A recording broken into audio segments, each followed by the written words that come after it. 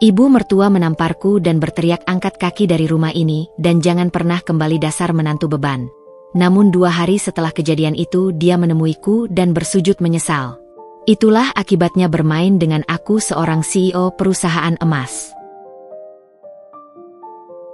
Halo Bunda, selamat datang kembali ya. Semoga Bunda semuanya dalam keadaan sehat dan bahagia ya.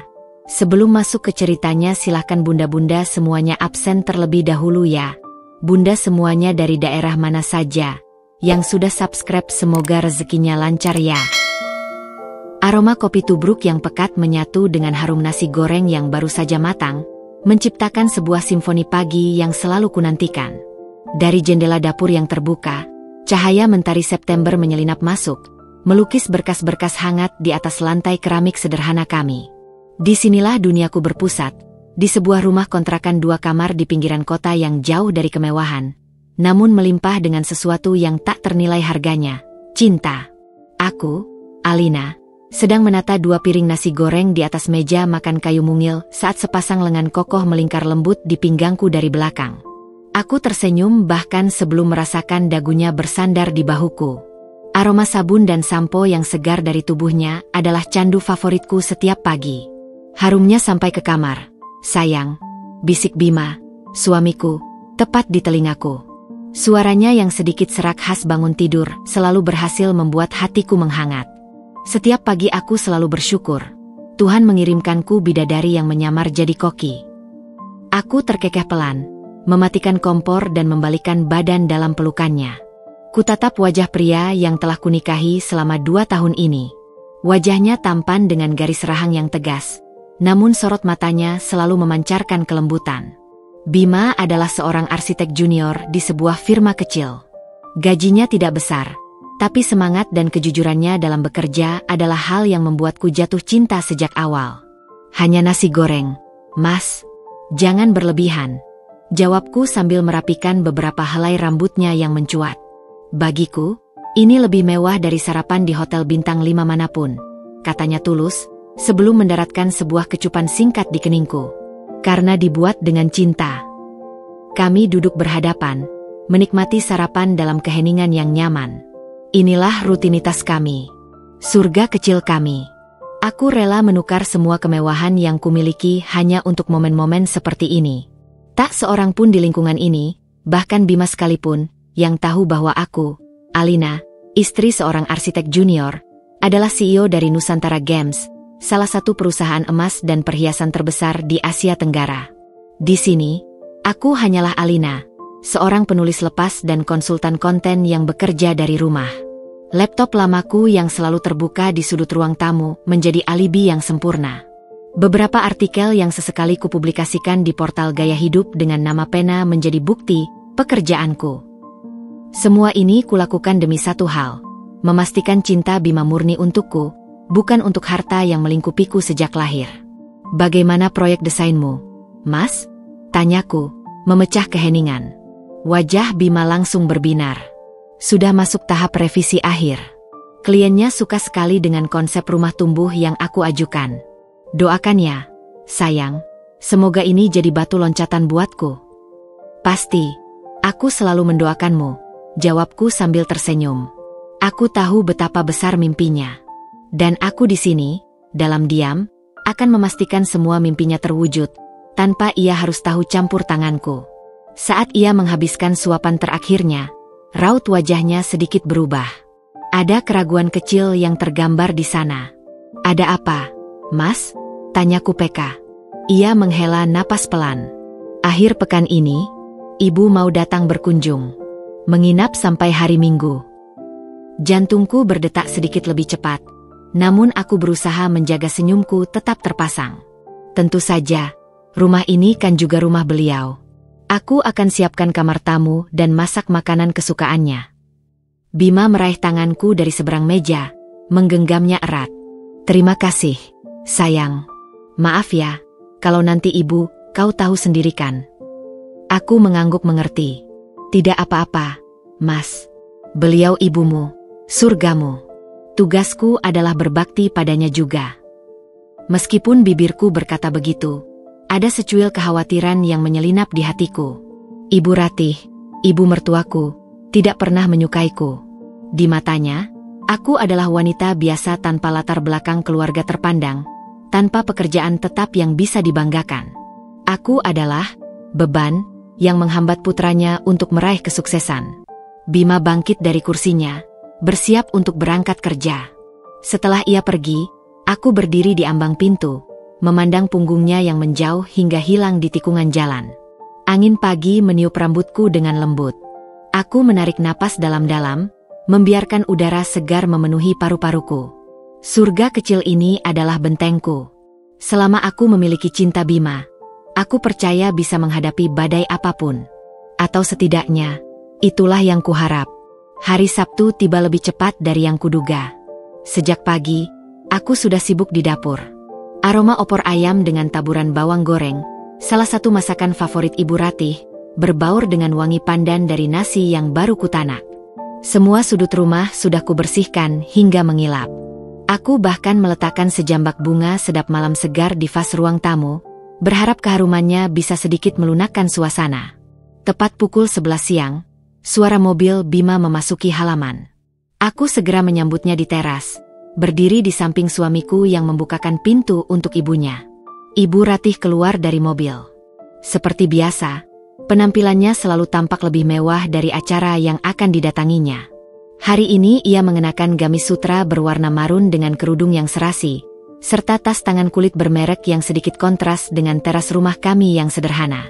"Assalamualaikum, Bu," sapaku ramah sambil mencoba meraih tangannya untuk bersalaman. "Waalaikumsalam," jawabnya singkat.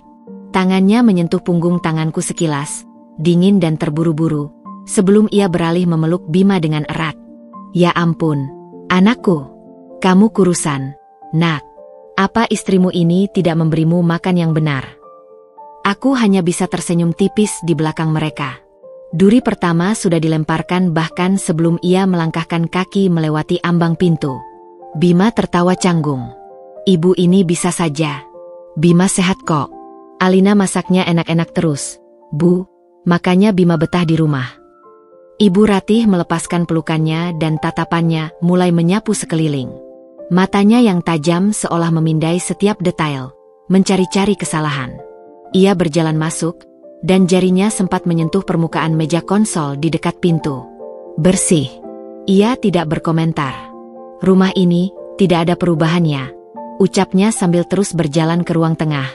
Nadanya datar, namun kritik di dalamnya begitu terasa. "Masih saja sempit. Kapan kamu bisa mencari tempat yang lebih layak, Bima? Kasihan ibu kalau mau menginap lama," sesak. "Kami nyaman di sini, Bu. Pelan-pelan saja, nanti juga ada rezekinya untuk pindah," jawab Bima, berusaha menjaga nada suaranya tetap ringan. Kami duduk di ruang tamu. Aku segera ke dapur untuk menyiapkan minuman. Saat aku kembali dengan nampan berisi teh hangat dan beberapa potong kue lapis, aku mendengar percakapan mereka. "Pokoknya kamu harus lebih fokus sama kariermu. Jangan sampai tenagamu habis untuk hal-hal yang tidak penting," kata Ibu Ratih, melirik sekilas ke arahku yang sedang meletakkan cangkir teh di hadapannya. "Terima kasih minumannya," katanya tanpa menatapku. Ia lalu kembali fokus pada Bima. "Lihat itu, anaknya Bu Sastro yang seumuran kamu. Baru saja membelikan ibunya mobil baru. Karirnya menanjak pesat. Kudengar istrinya seorang manajer bank. Jadi pemasukan keluarga mereka dobel. Saling mendukung untuk maju." Sindiran itu begitu telak, mengarah lurus ke jantungku. Aku, si penulis lepas, yang penghasilannya tidak seberapa di mata mereka.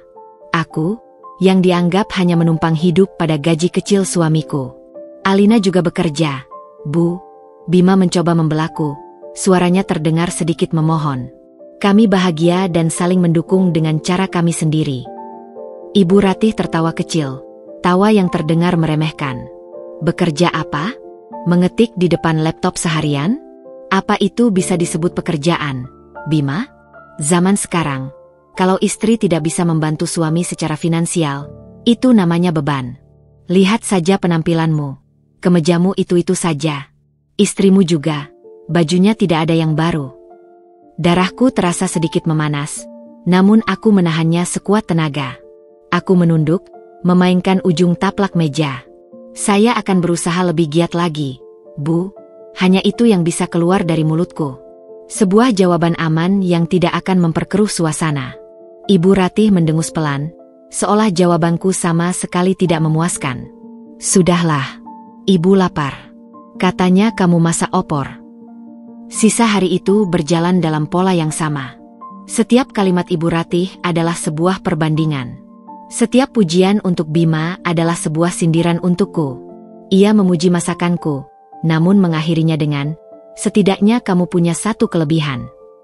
Ia memuji kebersihan rumah, tapi menyambungnya dengan, wajar saja, seharian di rumah tidak ada kerjaan lain. Malamnya, setelah Ibu Ratih masuk ke kamar tamu, Bima menghampiriku di dapur. Ia memelukku dari belakang saat aku sedang mencuci piring terakhir. Maafkan ibu ya, sayang, bisiknya. Jangan dimasukkan ke hati. Aku mengeringkan tanganku dan berbalik menghadapnya. Kuulas senyum setulus yang ku bisa. Tidak apa-apa, Mas. Aku mengerti. Mungkin ibu hanya khawatir dengan masa depanmu. Namun, saat aku menatap pantulan diriku di kaca jendela yang gelap malam itu, aku melihat sesuatu yang lain di mataku. Di balik senyum sabar seorang istri, ada kilatan dingin seorang CEO yang harga dirinya sedang diuji. Dan aku tahu, kesabaran, sama seperti emas, memiliki titik leburnya sendiri. Minggu pagi seharusnya menjadi hari yang tenang. Bima sedang mencuci motor di halaman depan, bersenandung kecil untuk meredakan ketegangan yang menggantung di udara sejak kemarin. Aku sendiri sedang menyiapkan adonan bakwan jagung di dapur, sementara Ibu Ratih menonton acara gosip di televisi dengan volume yang cukup keras. Ketenangan semu itu pecah saat sebuah motor matic berhenti di depan pagar, dan seorang wanita dengan pakaian modis dan kacamata hitam besar turun dari boncengan. Dia adalah Dewi, adik satu-satunya Bima. Assalamualaikum, Kak Alina. Mas Bima, serunya dengan nada ceria yang dibuat-buat. Aku keluar untuk menyambutnya, mengeringkan tangan di celemekku. Waalaikumsalam, Dewi. Ayo masuk. Dewi menyalamiku dengan cepat. Pipinya hanya menempel sekilas di pipiku sebelum ia bergegas masuk dan memeluk ibunya dengan dramatis. Mama, Dewi kangen banget. Dari cara mereka berinteraksi, aku tahu ini bukan sekadar kunjungan rindu. Ini adalah pertemuan dua sekutu yang siap melancarkan serangan. Bima masuk, menyapa adiknya dengan hangat, lalu pamit untuk menyelesaikan pekerjaannya. Tinggallah aku bertiga dengan mereka, sasaran empuk di sarang singa. Aku menyajikan teh dan bakwan jagung yang masih hangat di meja.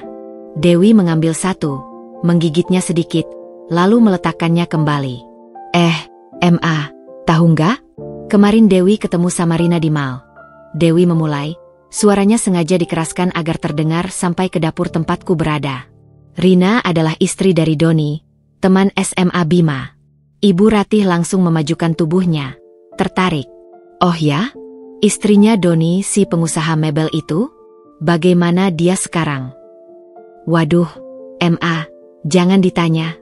Penampilannya dari ujung rambut sampai ujung kaki itu branded semua. Kinclong banget. Seru Dewi dengan antusias.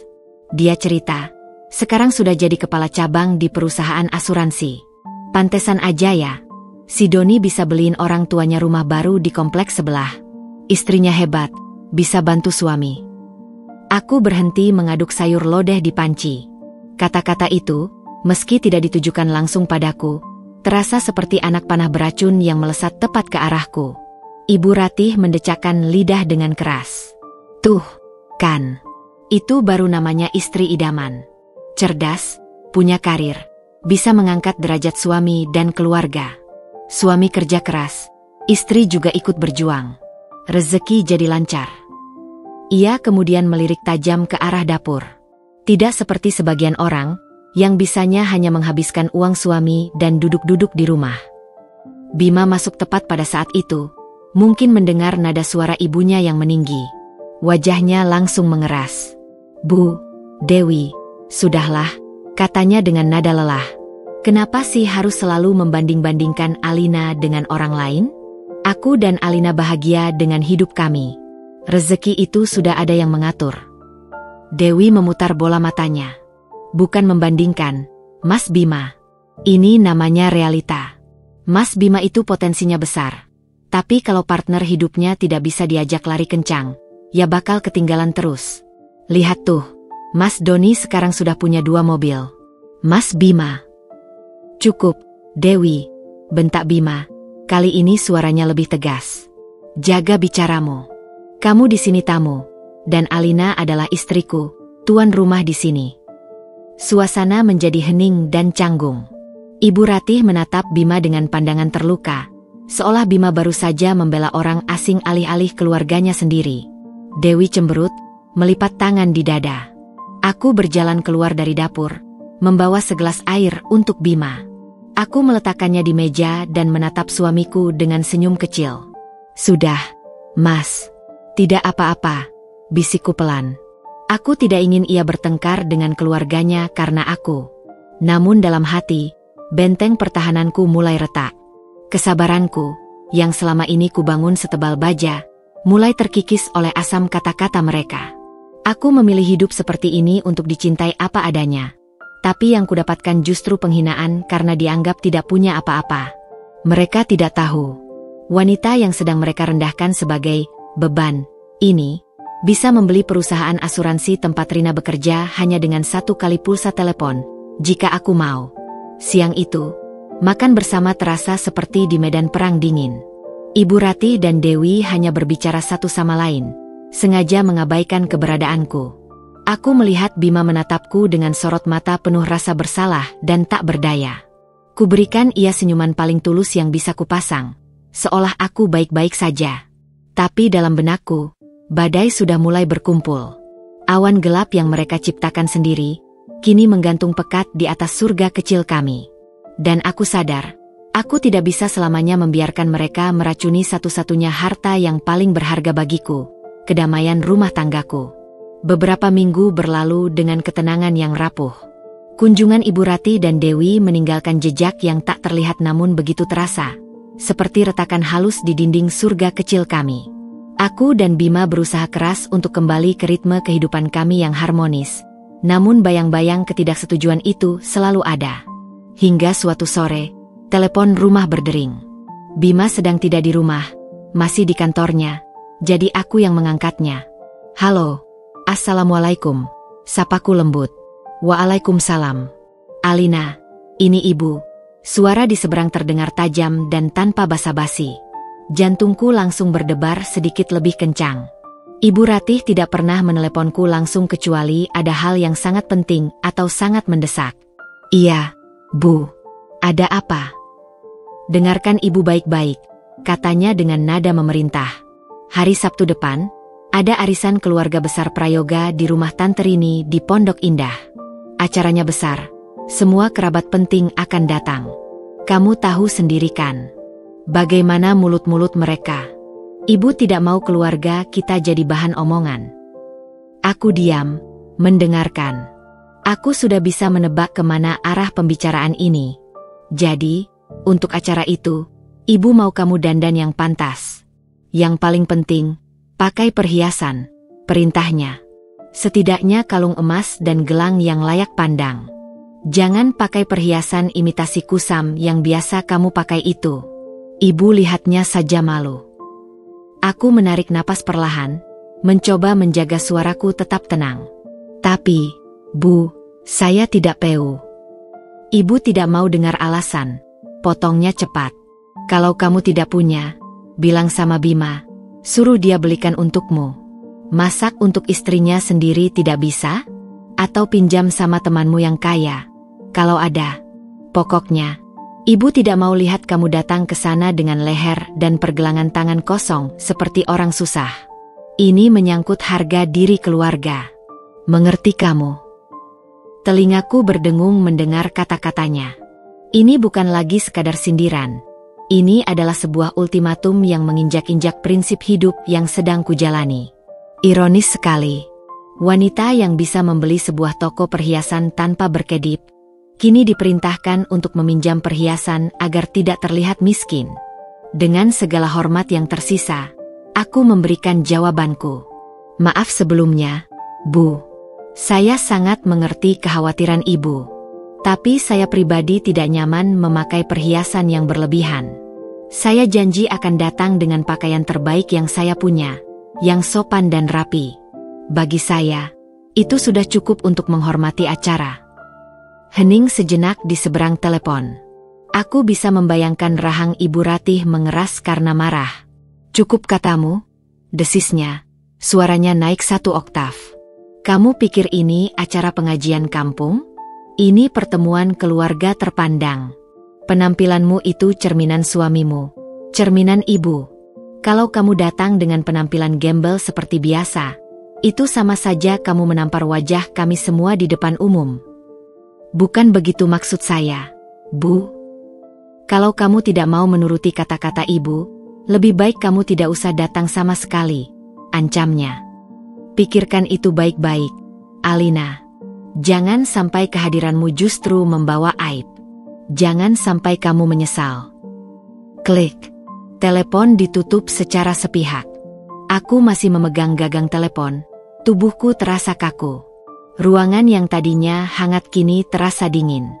Ancaman itu terasa begitu nyata. Ini bukan lagi soal selera atau kebiasaan. Ini adalah pertarungan harga diri. Harga diriku sebagai seorang individu versus obsesi ibu mertuaku akan status sosial. Pandanganku jatuh pada jari manisku. Cincin kawin kami yang sederhana melingkar di sana. Terbuat dari emas putih polos tanpa berlian atau ukiran yang rumit. Bagi Bima dan aku, cincin ini adalah simbol cinta yang tak ternilai. Namun di mata ibunya, mungkin ini tak lebih dari sepotong logam murahan. Malam itu, saat Bima pulang, aku menceritakan semuanya. Wajahnya tampak lelah dan tertekan. "Sudah, jangan terlalu dipikirkan, sayang," katanya sambil memijat pelipisku. "Nanti aku yang akan bicara dengan ibu. Kita datang seperti biasa saja." Aku mengangguk. Namun hatiku sangsi. Aku tahu Bima akan membelaku. Tapi aku juga tahu, ini seperti menuangkan bensin ke dalam api yang sudah menyala. Pertarungan yang sesungguhnya baru akan dimulai. Dan arisan keluarga hari Sabtu nanti akan menjadi medannya. Sabtu pagi datang bukan dengan kehangatan mentari, melainkan dengan hawa dingin yang menusuk tulang, merayap masuk melalui celah-celah jendela meski hari tampak cerah. Ketegangan di dalam rumah kami begitu pekat hingga rasanya bisa dipotong dengan pisau. Sesuai dugaanku, Ibu Ratih datang ke rumah kami sejak pukul 6 pagi, dengan alasan ingin membantu dan mengawasi persiapanku agar tidak memalukan. Bima, yang merasakan atmosfer neraka ini, mencari alasan untuk keluar sebentar, membeli sarapan lontong sayur favorit ibunya, sebuah upaya sia-sia untuk mencairkan es di antara kami. Tinggallah aku berdua dengan ibu mertuaku. Aku berdiri di depan cermin tua di kamar kami, merapikan tatanan rambutku yang kusanggul sederhana. Aku telah memilih pakaian terbaikku, sebuah gaun batik tulis dengan motif parang berwarna sogan yang klasik dan elegan. Gaun ini tidak mewah, tidak bertabur manik-manik, namun kainnya berkualitas baik dan jahitannya rapi. Di mataku, ini adalah pakaian yang memancarkan kehormatan tanpa harus berteriak meminta perhatian. Riasan wajahku pun kubuat senatural mungkin, hanya untuk memberi kesan segar. Aku sudah berdamai dengan diriku sendiri. Aku akan menghadapi hari ini dengan kepala tegak, sebagai diriku sendiri. Pintu kamar terbuka dengan kasar tanpa ada ketukan. Ibu Ratih berdiri di ambang pintu, melipat tangan di dada.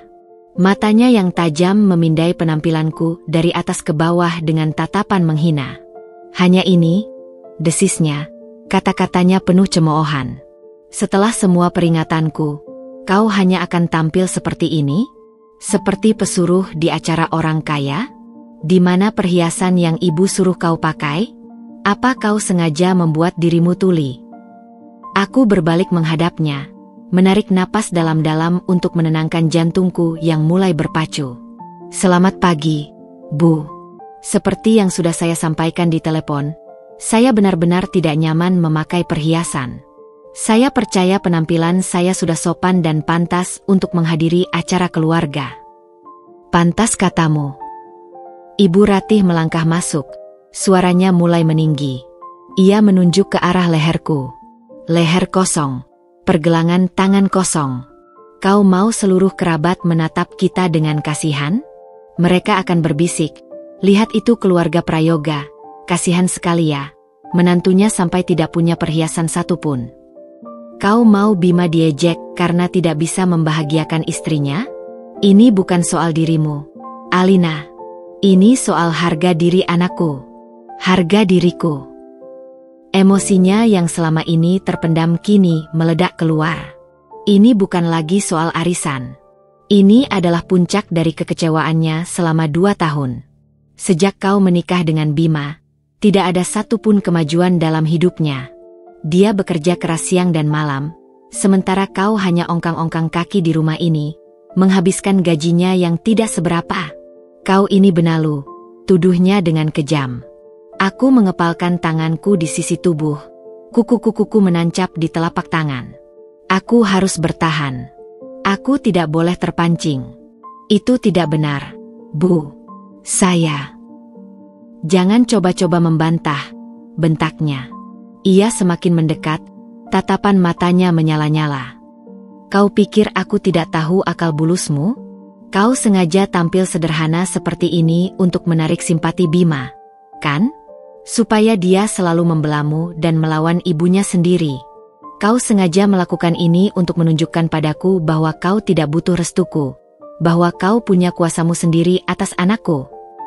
Setetes air mata nyaris jatuh, namun kutahan sekuat tenaga. Aku tidak akan memberinya kepuasan melihatku menangis. Aku menatap lurus ke matanya, mencoba menyalurkan sisa-sisa ketenangan yang kumiliki. Saya menghormati ibu sebagai orang tua Mas Bima. Tapi saya juga punya prinsip sendiri. Saya tidak mau berpura-pura menjadi orang lain atau mengenakan sesuatu yang bukan diri saya, hanya demi pamer di hadapan orang lain. Kata pamer adalah pemantiknya. Kata itu menyentuh saraf paling sensitif dalam dirinya. Bagi Ibu Ratih, pamer bukanlah dosa, melainkan sebuah strategi bertahan hidup di lingkungan sosialnya. Mengatakan aku tidak mau pamer, di telinganya terdengar seperti aku menghakimi seluruh jalan hidupnya. Wajahnya memerah padam. Amarahnya mencapai titik didih. Pamer katamu? Kau menghina ibu. Semuanya terjadi begitu cepat. Tangannya terangkat ke udara. Aku bisa melihat cincin emas dengan batu giok yang melingkar di jarinya berkilat sesaat sebelum menghantam pipiku. Pelak. Suara tamparan itu terdengar begitu keras dan menggema di dalam kamar yang sunyi. Rasa perih dan panas langsung menjalar di pipi kiriku. Kepalaku sedikit terteleng ke samping karena kuatnya hantaman. Dunia seakan berhenti berputar. Hanya ada suara denging di telingaku dan rasa sakit yang menyengat. Dalam keheningan yang mencekam itu, aku mendengar suaranya, bergetar karena amarah yang memuncak, melontarkan kata-kata yang akan selamanya terpatri dalam ingatanku. Dasar menantu tidak tahu diri. Tidak tahu diuntung. Pembawa sial. Beban keluarga. Ia mengambil napas, matanya melotot penuh kebencian. Aku sudah muak melihat wajahmu di rumah ini. Aku muak dengan kepura-puraanmu. Angkat kaki dari rumah ini sekarang juga. Teriaknya, suaranya pecah dan melengking. Pergi dan jangan pernah kembali. Dasar menantu beban. Tepat di puncak teriakan itu, Bima muncul di ambang pintu. Kantong kresek berisi lontong sayur jatuh dari genggamannya. Isinya tumpah berantakan di lantai. Matanya membelalak ngeri, menatap pemandangan di hadapannya. Ibunya yang masih dengan napas terengah dan tangan gemetar. Dan aku yang berdiri mematung dengan bekas tamparan merah yang mulai terlihat jelas di pipi. Ibu? Suara Bima terdengar lirih, penuh ketidakpercayaan. Apa yang ibu lakukan pada Alina? Ia bergegas menghampiriku. Tangannya terulur untuk menyentuh pipiku namun ragu. Sayang, kamu tidak apa-apa. Aku tidak menjawabnya. Aku tidak menangis. Aku bahkan tidak meringis kesakitan. Sesuatu di dalam diriku telah patah, tetapi sesuatu yang lain, yang jauh lebih kuat dan lebih dingin, telah bangkit menggantikannya. Batas kesabaranku telah dilewati. Perlahan, aku mengangkat wajahku. Kutatap ibu mertuaku, yang kini terlihat sedikit terkejut dengan kehadiran Bima, namun raut wajahnya masih mengeras, tidak menunjukkan penyesalan. Lalu aku menoleh pada Bima, yang menatapku dengan tatapan terluka dan bingung. Dengan suara yang anehnya terdengar sangat tenang dan datar, aku berkata, "Aku dengar, Bu. Sangat jelas." Aku lalu beralih sepenuhnya pada Bima. Kehangatan yang biasa terpancar dari mataku kini telah lenyap, digantikan oleh kekosongan yang dingin. "Mas, aku akan menuruti permintaan ibumu." "Alina, jangan bicara seperti itu."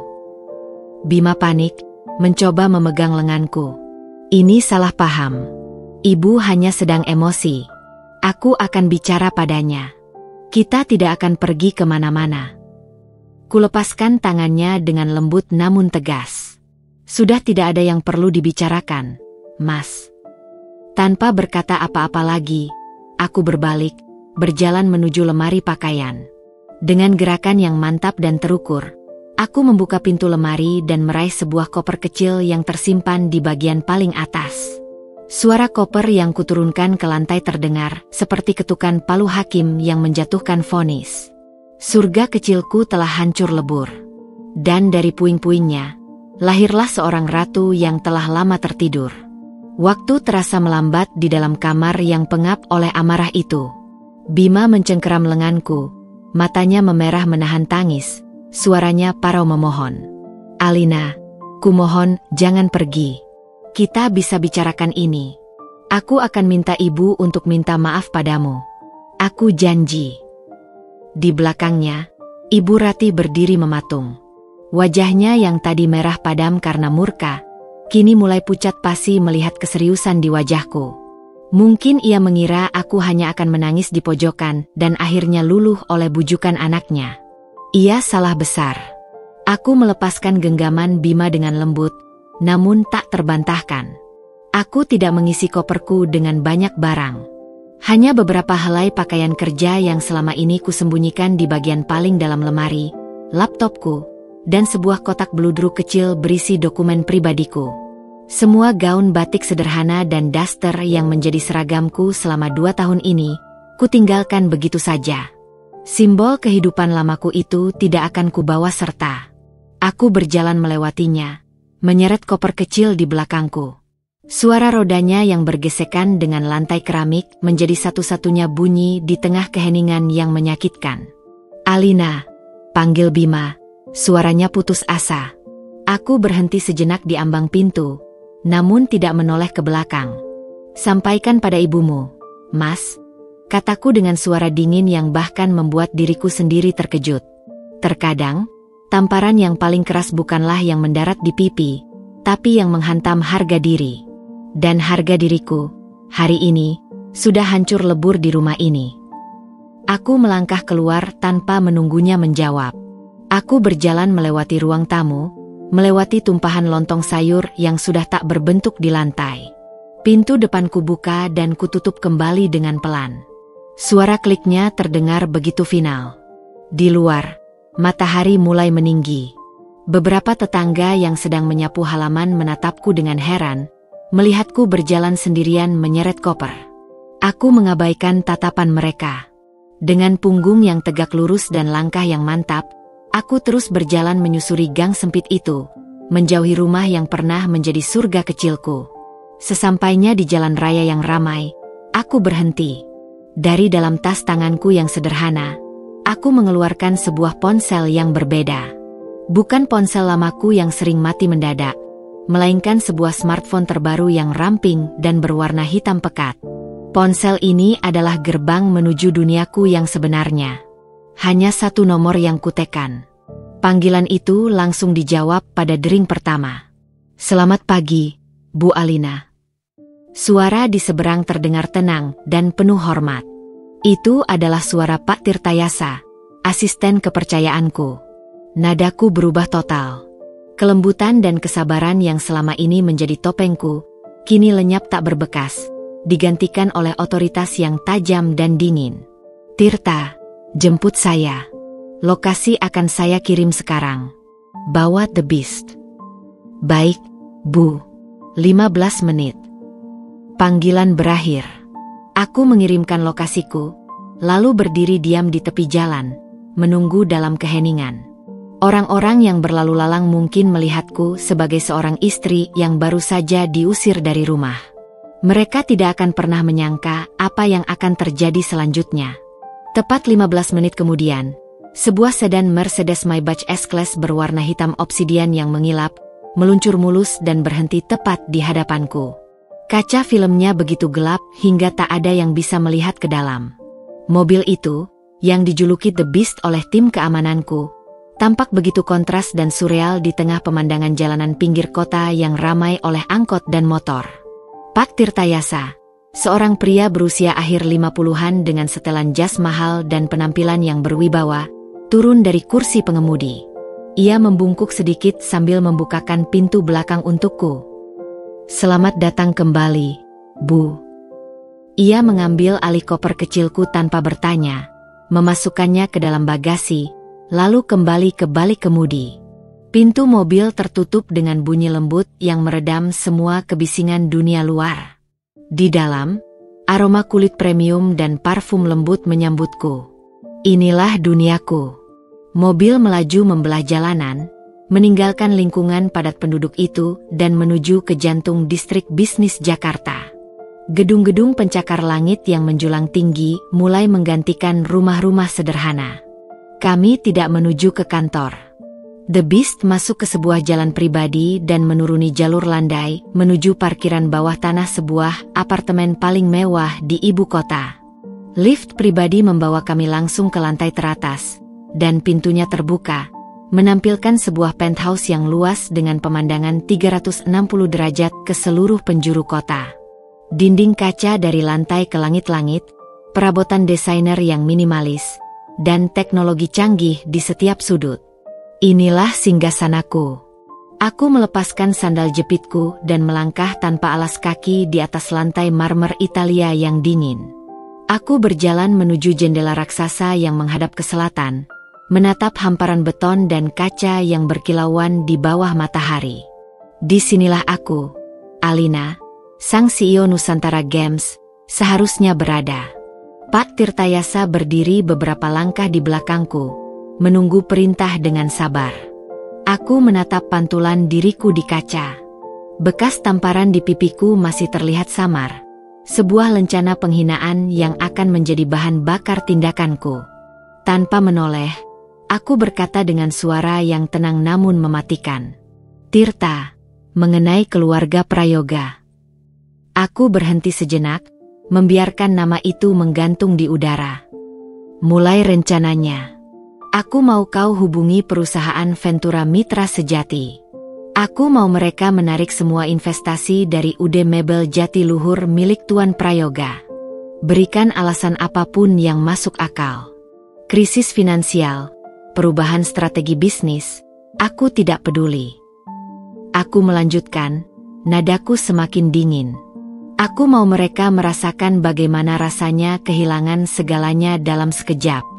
Aku mau mereka mengerti bagaimana rasanya menjadi tidak berdaya. Pak Tirtayasa menundukkan kepalanya sedikit. "Baik, Bu. Akan segera saya laksanakan." Ia berbalik untuk menjalankan perintah, meninggalkanku sendirian dalam keheningan penthouse yang megah.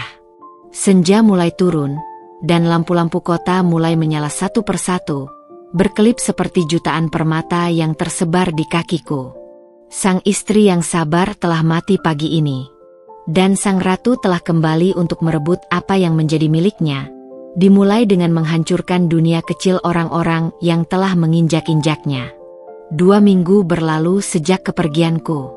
2 minggu yang terasa seperti 2 dekade di dalam rumah keluarga Prayoga. Keheningan yang berat dan canggung kini menjadi penghuni tetap, menggantikan celoteh dan tawa yang dulu sesekali masih terdengar. Bima menjadi pendiam. Ia berangkat kerja sebelum matahari terbit dan pulang larut malam, menghabiskan waktunya dalam diam, menghindari tatapan ibunya. Setiap malam, ia mencoba meneleponku, namun yang menyambutnya hanyalah suara operator yang memberitahukan bahwa nomorku tidak lagi aktif. Ibu Ratih, di sisi lain, berusaha keras mempertahankan egonya. Di hadapan Bima dan suaminya, ia bersikap seolah-olah kepergianku adalah hal terbaik yang pernah terjadi. Sudah, tidak usah dipikirkan lagi perempuan tidak tahu diuntung itu. Lebih baik sekarang kamu fokus karir, cari istri baru yang lebih berbobot, katanya pada Bima suatu malam, namun kata-katanya menggema hampa di ruangan yang sunyi. Jauh di dalam hatinya, ia mulai merasa resah. Kehadiran Alina yang dulu dianggapnya mengganggu, ternyata adalah perekat yang menjaga kehangatan di rumah itu. Kini, tanpa kehadiranku, rumah itu terasa dingin dan kosong. Pilar utama penopang ekonomi keluarga mereka adalah UD Mebel Jatiluhur, sebuah usaha lokakarya furnitur kayu jati yang dirintis dan dikelola oleh Pak Heru, ayah Bima. Usaha itu tidak besar, namun memiliki reputasi yang sangat baik. Selama lebih dari 10 tahun terakhir, napas kehidupan usaha ini sangat bergantung pada satu klien utama, PT Ventura Mitra Sejati, sebuah perusahaan eksportir furnitur besar yang secara rutin memesan produk setengah jadi dari lokakarya Pak Heru. Kontrak dengan mereka menyumbang hampir 80% dari total pendapatan usaha. Badai itu datang pada hari Rabu sore, dalam bentuk sebuah email dengan subjek yang terdengar dingin dan resmi, pemberitahuan pemutusan kontrak kerjasama. Pak Heru sedang memeriksa pembukuan di kantor kecilnya yang terletak di belakang rumah ketika email itu masuk. Ia membukanya dengan santai, mengira itu hanya pemberitahuan jadwal pengiriman seperti biasa. Namun, saat matanya membaca baris demi baris kalimat yang tersusun rapi itu, wajahnya perlahan memucat. Gelas teh yang ada di tangannya bergetar. Email itu, yang dikirim dari direksi PT Ventura Mitra Sejati, menyatakan bahwa berdasarkan restrukturisasi internal dan evaluasi ulang strategi bisnis perusahaan, mereka memutuskan untuk mengakhiri kontrak kerjasama jangka panjang dengan UD Mebel Jatiluhur. Pemutusan kontrak berlaku efektif saat itu juga. Semua pesanan yang sedang diproses diminta untuk dihentikan, dan mereka akan membayar kompensasi sesuai klausul penghentian, namun tidak akan ada pesanan baru lagi. Tidak mungkin, gumam Pak Heru. Tangannya yang mulai keriput itu meraih telepon dan mencoba menghubungi Pak Wibowo, manajer pengadaan di PT Ventura yang sudah seperti sahabatnya sendiri. Teleponnya tersambung, namun bukan suara ramah Pak Wibowo yang menjawab. "Selamat sore, dengan sekretaris direksi di sini. Mohon maaf, Bapak Wibowo sudah tidak bekerja di perusahaan kami sejak kemarin." Dunia Pak Heru seakan runtuh. Klien terbesarnya, sekaligus sahabatnya di sana, lenyap dalam satu hari. Ia mencoba bertanya lebih jauh, namun jawaban yang ia terima hanyalah dinding birokrasi yang dingin dan tak bisa ditembus. Malam itu, ia menyampaikan kabar buruk tersebut di meja makan. Ibu Ratih, yang sedang menyendok nasi, langsung berhenti. "Apa maksud Bapak? Kontraknya diputus?" tanyanya dengan nada tidak percaya. "Tidak bisa begitu, dong. Coba Bapak telepon lagi. Usaha kita ini kualitasnya paling bagus. Mana mungkin mereka bisa seenaknya saja." "Sudah, Bu. Semua akses ditutup.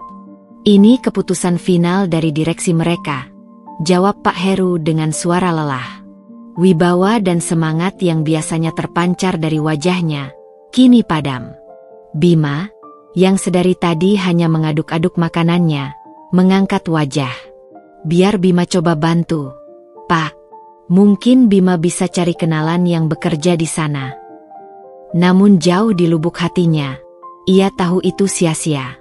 Perusahaan sebesar PT Ventura Mitra Sejati tidak akan mengubah keputusan hanya karena telepon dari seorang arsitek junior. Di tengah kepanikan itu, Ibu Rati justru menemukan kambing hitam baru. Ia meletakkan sendoknya dengan keras, menimbulkan bunyi denting yang memecah keheningan. "Ini pasti gara-gara perempuan itu," cetusnya dengan yakin. Ibu sudah punya firasat tidak enak sejak awal. Sejak dia pergi dari rumah ini, ada saja masalah yang datang. Benar kan kata ibu, Dia itu pembawa sial. Pak Heru hanya bisa menghela napas panjang, terlalu lelah untuk berdebat. Sementara Bima menatap ibunya dengan pandangan nanar. Hatinya tercabik-cabik. Di satu sisi, ia merindukan Alina setengah mati. Di sisi lain, ia harus menghadapi kehancuran bisnis keluarganya. Dan ia sama sekali tidak tahu bahwa kedua malapetaka itu berasal dari sumber yang sama. Malam itu, tidak ada lagi yang menyentuh makanan mereka. Di meja makan yang dingin, mereka duduk dalam diam, dikelilingi oleh bayang-bayang ketidakpastian. Mereka tidak tahu bahwa ini barulah riak pertama. Gelombang badai yang sesungguhnya, yang dirancang oleh seorang ratu yang tersakiti, sedang dalam perjalanan untuk menenggelamkan mereka sepenuhnya.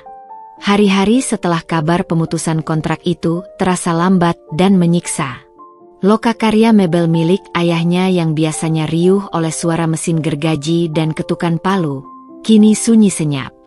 Beberapa karyawan terpaksa dirumahkan sementara, menyisakan Pak Heru yang setiap hari duduk termenung di kantornya, menatap tumpukan kayu jati yang sudah tak tentu nasibnya.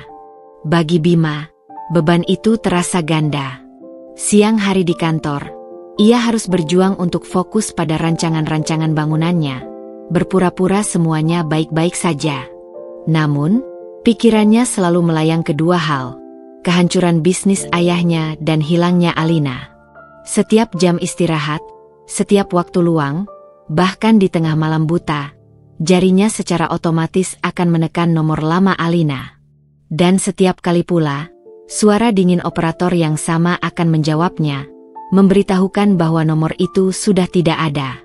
Ia seperti berteriak ke dalam sumur yang tak berdasar.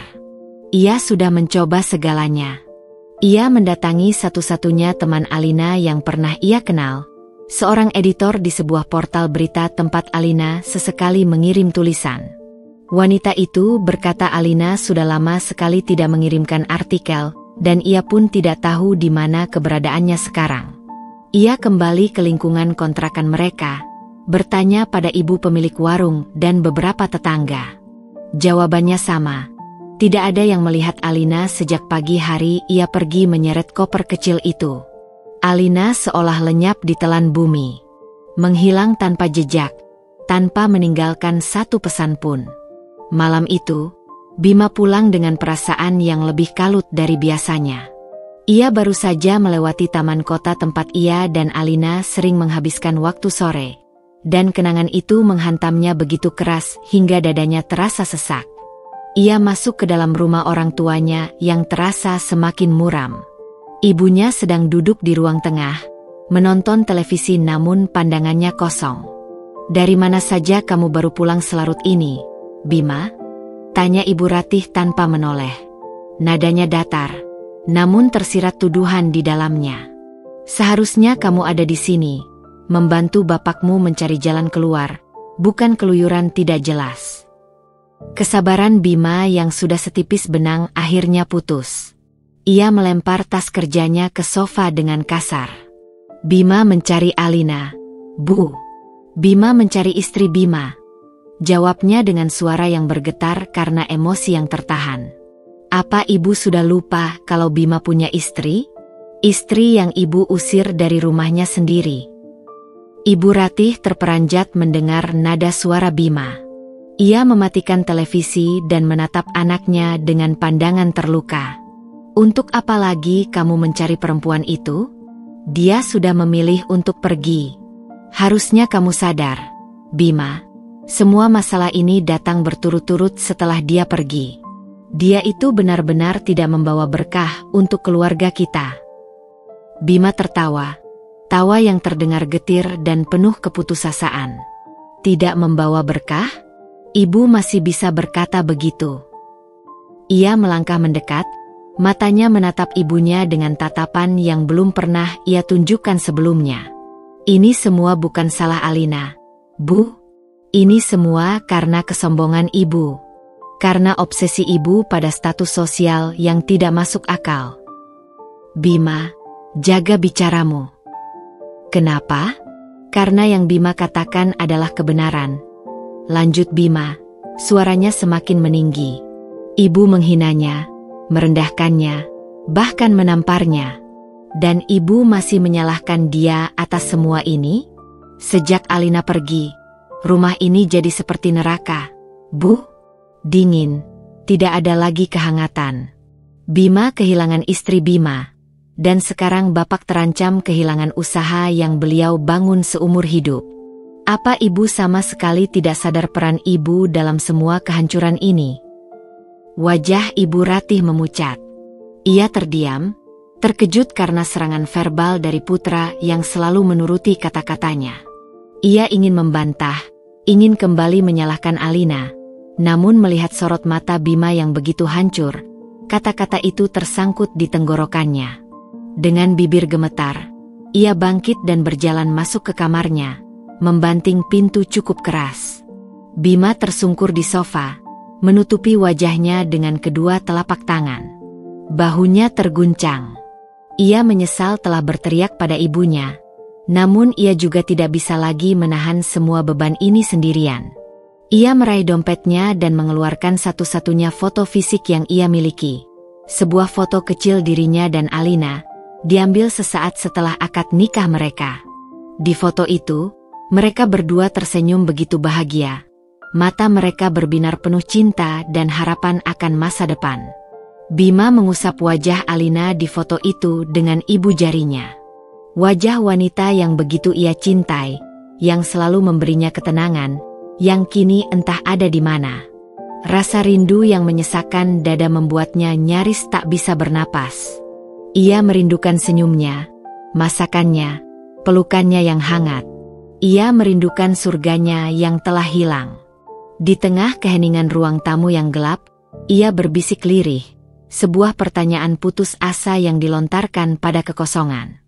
Alina, kamu di mana? Sayang? Pulanglah, aku mohon.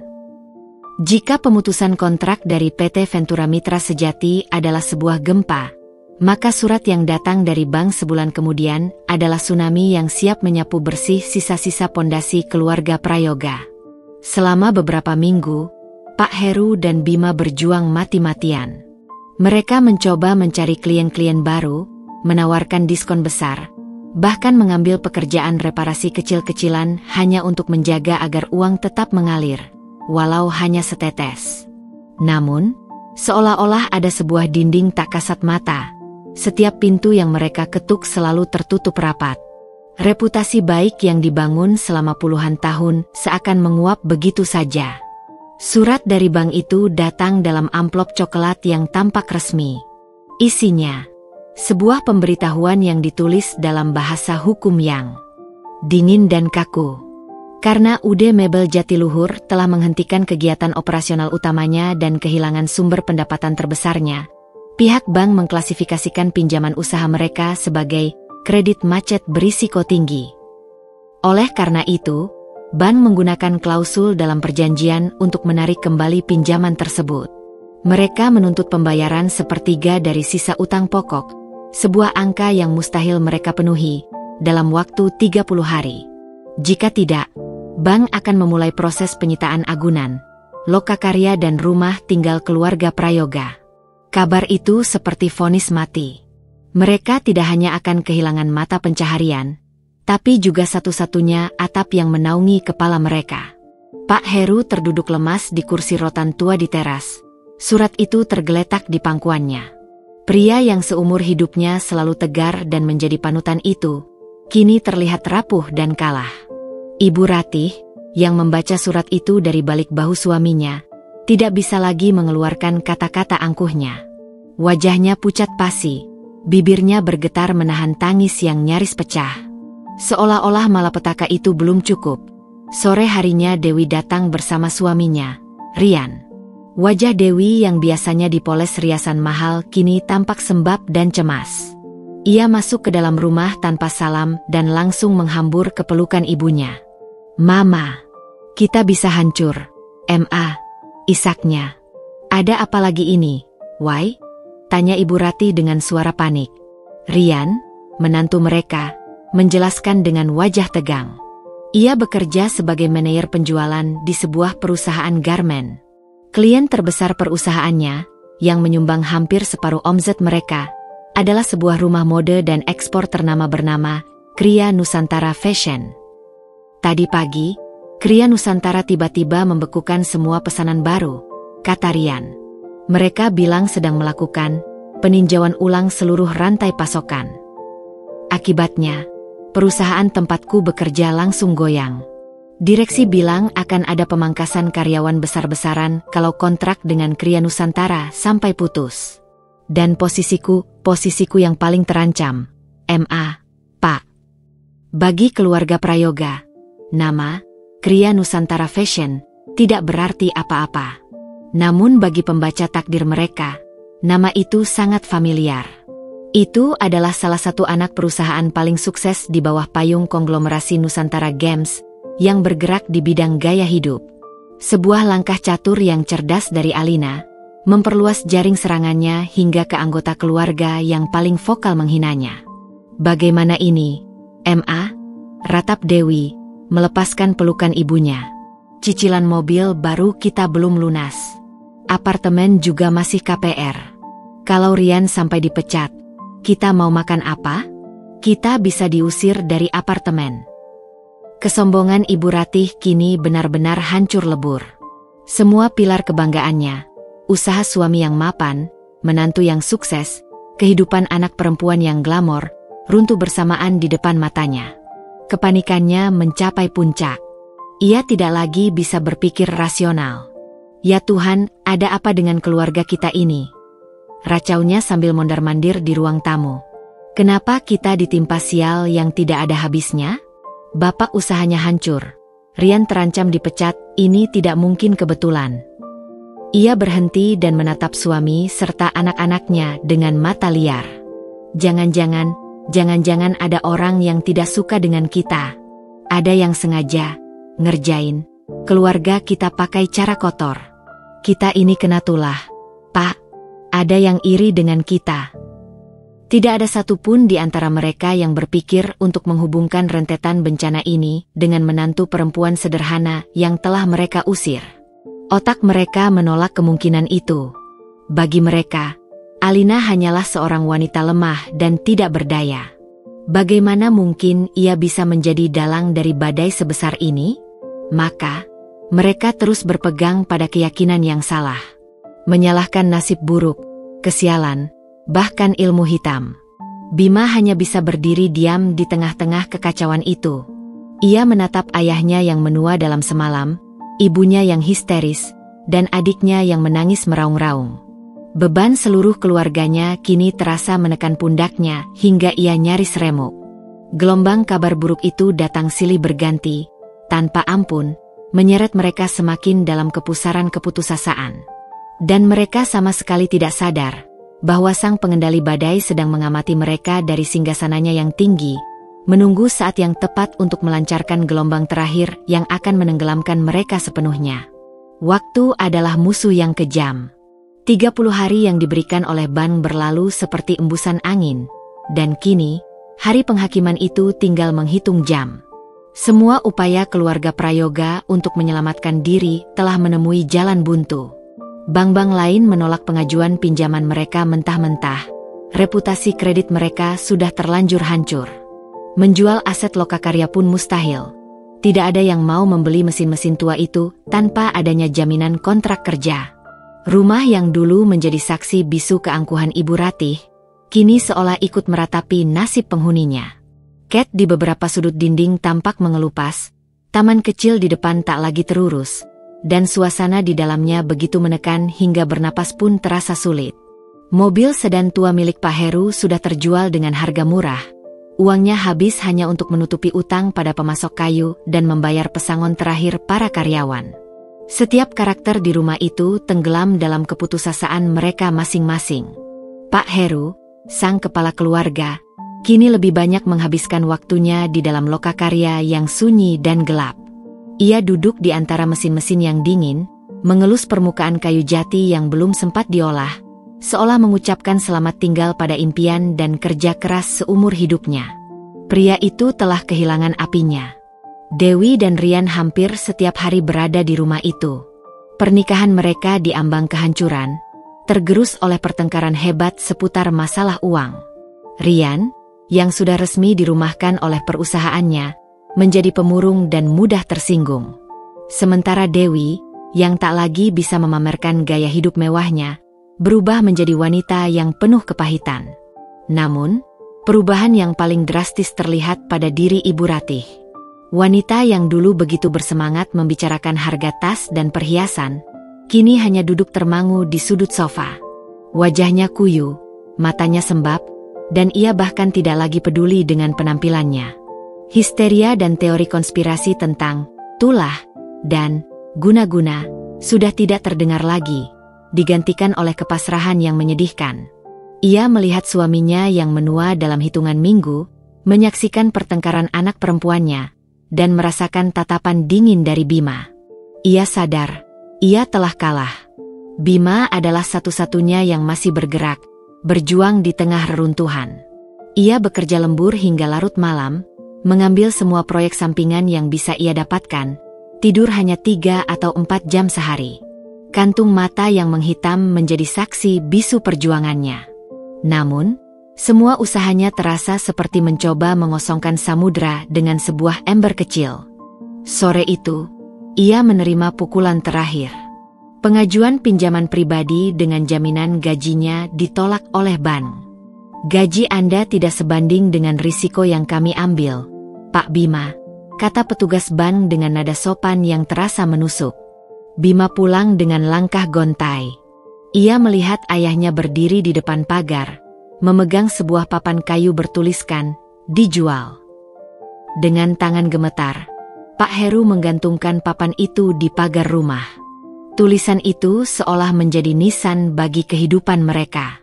Sebuah pengakuan publik atas kekalahan mereka. Dari jendela ruang tamu, Ibu Ratih melihat papan itu. Pertahanannya yang terakhir akhirnya jebol. Ia terisak. Tangisnya pecah menjadi raungan pilu yang memenuhi seluruh ruangan. Ia menangisi rumahnya, nasib keluarganya, dan mungkin, untuk pertama kalinya, ia menangisi kesalahannya sendiri, meski ia belum sepenuhnya mengakuinya. Malam itu, mereka berkumpul di ruang tamu yang temaram. Tidak ada lagi yang bicara. Tidak ada lagi rencana. Tidak ada lagi secercah harapan. Hanya ada keheningan pekat dari orang-orang yang telah kehilangan segalanya. Mereka hanya bisa pasrah, menunggu petugas bank datang untuk menyegel rumah dan mengusir mereka ke jalanan. Mereka telah mencapai titik terendah. Terpuruk di dasar jurang keputusasaan, tanpa tahu bahwa dari kegelapan inilah, sebuah undangan misterius akan datang. Sebuah undangan yang akan membawa mereka berhadapan langsung dengan arsitek di balik kehancuran mereka, dan memaksa mereka untuk menghadapi kenyataan yang paling pahit. Pagi hari setelah papan, dijual, itu terpasang, suasana di rumah keluarga Prayoga terasa seperti di rumah duka. Tidak ada yang berbicara. Suara sekecil apapun, seperti denting sendok atau derit kursi, terdengar memekakan telinga di tengah keheningan yang menyelimuti. Mereka hanya menunggu, pasrah pada nasib yang terasa semakin kelam. Di tengah kepasrahan itulah, sebuah anomali terjadi. Sebuah motor besar berhenti di depan pagar mereka. Pengendaranya bukan tukang pos atau kurir paket biasa. Ia mengenakan seragam jaket berwarna perak dengan helm full face yang serasi. Ia turun dari motor, membuka kotak penyimpanan di belakangnya, dan mengeluarkan sebuah amplop tebal berwarna putih gading. Gerakannya efisien dan profesional. Ia menekan bel. Pak Heru, dengan langkah yang terasa berat, membukakan pintu. Dengan Bapak Heru Prayoga, kepala keluarga, tanya kurir itu dengan suara yang sopan namun tegas. Iya, saya sendiri, jawab Pak Heru, bingung. Ada surat untuk Bapak.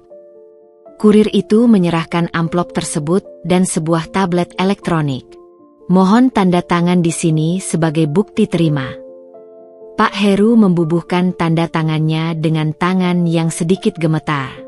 Setelah kurir itu pergi, ia memandangi amplop di tangannya. Amplop ini berbeda dari surat-surat tagihan yang biasa ia terima. Kertasnya tebal dan bertekstur, terasa mahal di jarinya. Di sudut kiri atas, tertera sebuah logo yang diembos dengan tinta emas. 2 huruf, N, dan G, yang saling bertautan membentuk sebuah simbol yang tampak seperti mahkota sekaligus permata. Penasaran bercampur cemas, ia membawa surat itu ke dalam. Seluruh anggota keluarga yang melihatnya langsung berkumpul. Wajah mereka tegang. Surat apa lagi ini? Pemberitahuan penyitaan yang dipercepat? Dengan hati-hati, Pak Heru merobek segelnya dan mengeluarkan selembar kertas yang isinya dicetak dengan huruf yang elegan. Ia mulai membaca dengan suara pelan, dan setiap kata yang terucap seolah menyedot oksigen dari dalam ruangan. Kepada YTH, Bapak Heru Prayoga dan keluarga. Di tempat. Dengan hormat. Dengan ini kami memberitahukan bahwa seluruh portofolio utang piutang atas nama UD Mebel Jatiluhur, beserta seluruh aset yang menjadi jaminan, SHM nomor 178 Kel. Sukamaju, atas nama Heru Prayoga, pertanggal surat ini, telah kami akuisisi secara penuh dari pihak perbankan. Seluruh hak tagih dan kepemilikan jaminan kini berada di bawah wewenang Nusantara Games Holdings. Rahang Pak Heru menganga. Ibu Ratih menutup mulutnya dengan kedua tangan, matanya membelalak ngeri. Nusantara Games, bisik Bima, keningnya berkerut dalam. Nama itu terdengar asing. Pak Heru melanjutkan membaca, suaranya semakin bergetar. Sehubungan dengan hal tersebut, kami mengundang Bapak Heru Prayoga beserta keluarga untuk menghadiri sebuah pertemuan final terkait penyelesaian utang piutang dan diskusi mengenai status aset jaminan. Pertemuan akan dilaksanakan pada hari tanggal Jumat, 7 November 2025. Waktu pukul 10 WIB tepat. Tempat Nusantara Games Tower, lantai 50, ruang konferensi CEO. Jalan Jenderal Sudirman Kaf. 1. Jakarta. Mengingat pentingnya agenda ini, kehadiran seluruh anggota keluarga inti, Bapak Heru Prayoga, Ibu Ratih, Saudara Bima Prayoga, dan Sdri Dewi Prayoga, bersifat wajib. Mohon konfirmasi kehadiran Anda melalui alamat email terlampir. Atas perhatian Bapak Ibu, kami ucapkan terima kasih. Hormat kami, Kantor CEO, Nusantara Games Holdings. Surat itu terlepas dari genggaman Pak Heru dan melayang jatuh ke lantai. Keheningan yang tadi menyiksa kini pecah oleh kepanikan. Siapa mereka? Pak? Kenapa mereka membeli utang kita? Tanya Ibu Ratih dengan suara gemetar. Aku tidak tahu, Bu. Jawab Pak Heru, bingung. Bima dengan cepat mengeluarkan ponselnya. Jari-jarinya dengan panik mengetik Nusantara Games di mesin pencari. Beberapa detik kemudian, matanya melebar tak percaya. Ia menatap layar ponselnya, lalu menatap keluarganya dengan ekspresi ngeri. Ini bukan perusahaan sembarangan, katanya pelan. Nusantara Games, mereka adalah konglomerat raksasa. Pertambangan emas, ekspor perhiasan, properti mewah, gaya hidup. Nilai perusahaan mereka triliunan rupiah. Ia menunjukkan layar ponselnya. Terpampang gambar sebuah gedung pencakar langit yang megah dan futuristik, berkilauan seperti permata di tengah jantung kota Jakarta. Itu adalah Nusantara Games Tower. Informasi itu tidak membawa kelegaan, malah menenggelamkan mereka lebih dalam ke jurang ketakutan. CEO perusahaan sebesar itu mau bertemu dengan kita, pekik Dewi histeris. Ia yang sedari tadi diam kini mencengkeram lengan suaminya. Untuk apa? Mereka pasti punya niat buruk. Jangan-jangan kita akan dituntut dan dipenjara karena tidak bisa bayar utang. Ibu Ratih, yang egonya telah lama hancur, kini benar-benar diliputi ketakutan. Bayangan tentang seorang CEO super kaya yang kejam dan tidak kenal ampun menari-nari di benaknya. Ia yang dulu selalu ingin berada di lingkungan sosialita dan orang kaya, kini gemetar ketakutan membayangkan harus berhadapan langsung dengan salah satunya. Bagaimana ini, Pak? Kita harus bagaimana? Ratapnya pada suaminya. Kita harus bilang apa nanti? Baju kita bahkan tidak ada yang pantas untuk pergi ke gedung semewah itu. Ironis, wanita yang dulu menuntut menantunya memakai perhiasan demi harga diri, kini mencemaskan pakaiannya sendiri karena rasa takut. Di tengah kepanikan itu, hanya Pak Heru yang berusaha berpikir jernih, meski hatinya juga ciut. Kita tidak punya pilihan, katanya dengan suara pasrah. Mereka yang memegang nasib kita sekarang. Kalau kita tidak datang, habislah kita. Ini mungkin satu-satunya kesempatan kita untuk memohon belas kasihan. Setelah perdebatan panjang yang diwarnai tangisan dan spekulasi liar, keputusan pun diambil. Mereka akan datang. Bima mengirim email konfirmasi kehadiran, yang langsung mendapat balasan otomatis, semakin menambah kesan bahwa mereka sedang berurusan dengan sebuah mesin korporat yang dingin dan tak berperasaan. 2 hari berikutnya terasa seperti menunggu eksekusi. Mereka memilih pakaian terbaik yang mereka miliki, kemeja batik lama Pak Heru, gamis sederhana Ibu Ratih, blazer satu-satunya milik Bima. Semuanya terasa lusuh dan tidak pantas. Mereka membayangkan akan masuk ke dalam sarang seekor naga korporat, siap untuk dicabik-cabik. Mereka tidak tahu bahwa naga yang mereka takuti itu adalah seekor merpati yang pernah mereka lukai hingga hatinya membatu. Mereka akan berjalan menuju penghakiman mereka, buta akan identitas sang hakim yang sesungguhnya. Perjalanan menuju Nusantara Games Tower terasa seperti perjalanan menuju tiang gantungan. Keluarga Prayoga duduk berdesakan di dalam taksi online. Tak ada satupun yang bersuara. Mereka melewati jalanan yang familiar, namun tujuan mereka terasa begitu asing dan mengintimidasi. Semakin dekat mereka ke pusat kota, semakin jelas terlihat menara kaca dan baja itu menjulang ke angkasa, menusuk awan, seolah menjadi monumen kekuasaan yang tak tersentuh.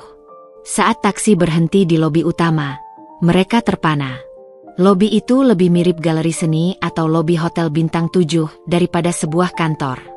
Lantainya terbuat dari marmer hitam yang mengilap seperti cermin, langit-langitnya begitu tinggi hingga gema langkah kaki terdengar samar, dan di tengahnya tergantung sebuah instalasi kristal raksasa yang membiaskan cahaya ke segala penjuru.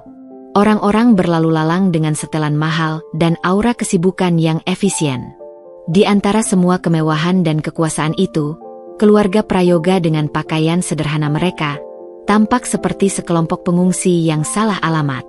Dengan langkah ragu, Bima mendekati meja resepsionis yang panjang dan futuristik. "Selamat pagi, Mbak. Kami dari keluarga Prayoga. Ada janji bertemu dengan Ibu CEO pukul 10. Resepsionis yang cantik dan profesional itu tersenyum tipis, mengetik sesuatu di komputernya. "Baik, Bapak Bima. Sudah ditunggu. Silakan menuju lift pribadi di sebelah sana. Lantai 50. Ia memberikan 4 kartu akses sementara. Lift pribadi itu sendiri adalah sebuah keajaiban teknologi.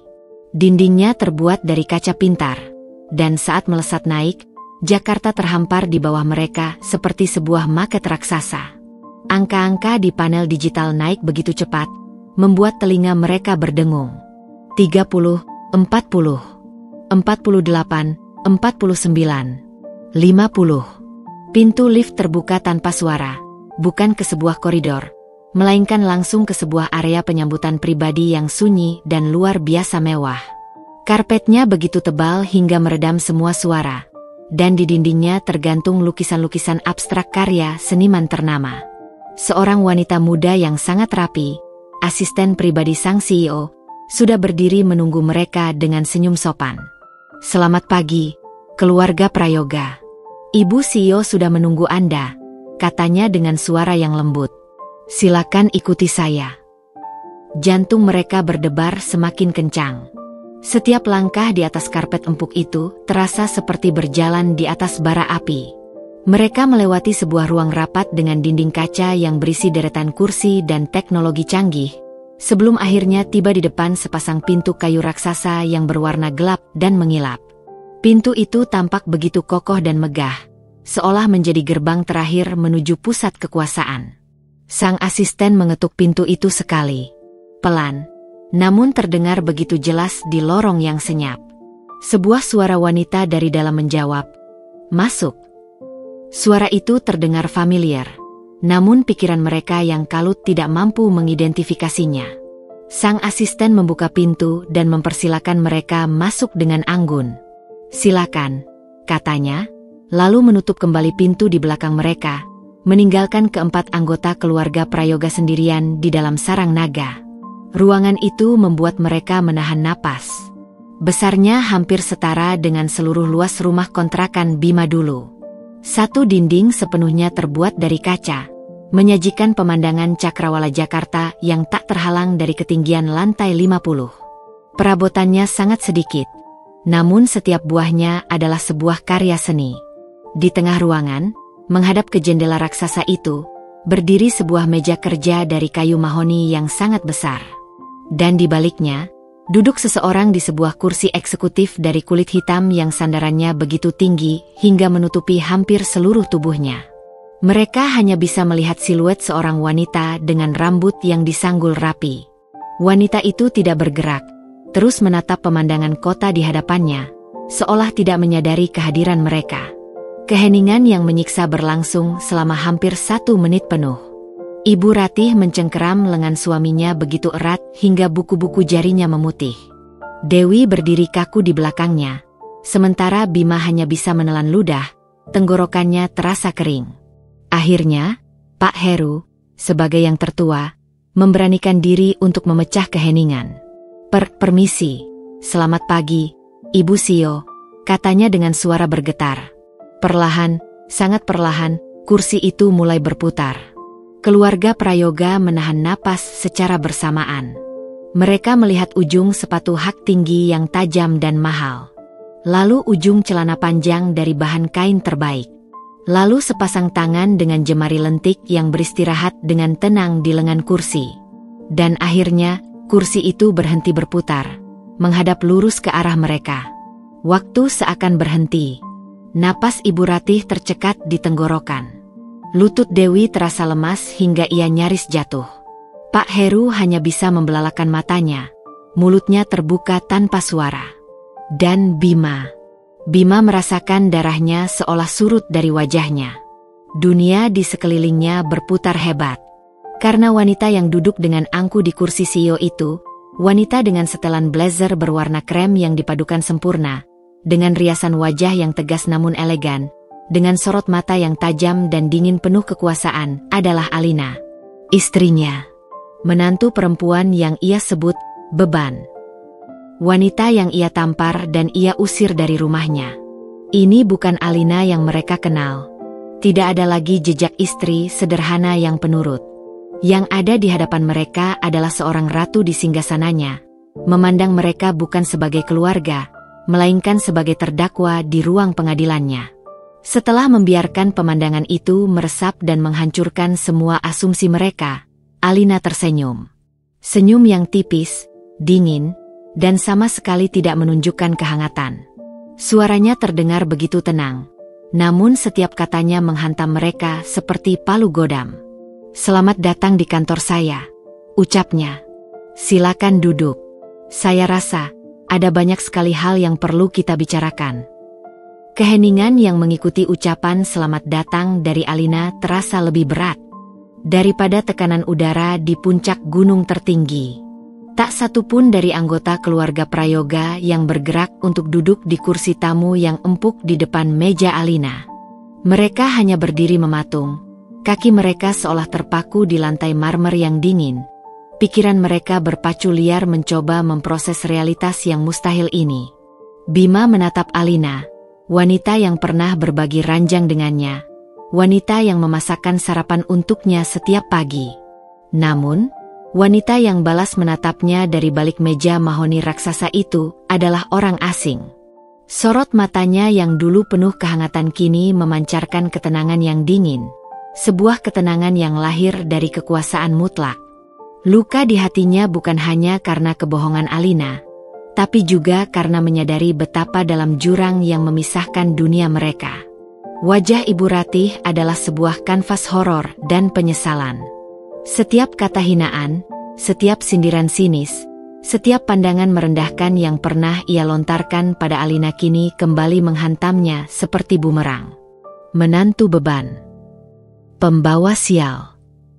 Kata-kata itu kini terdengar seperti ejekan untuk dirinya sendiri.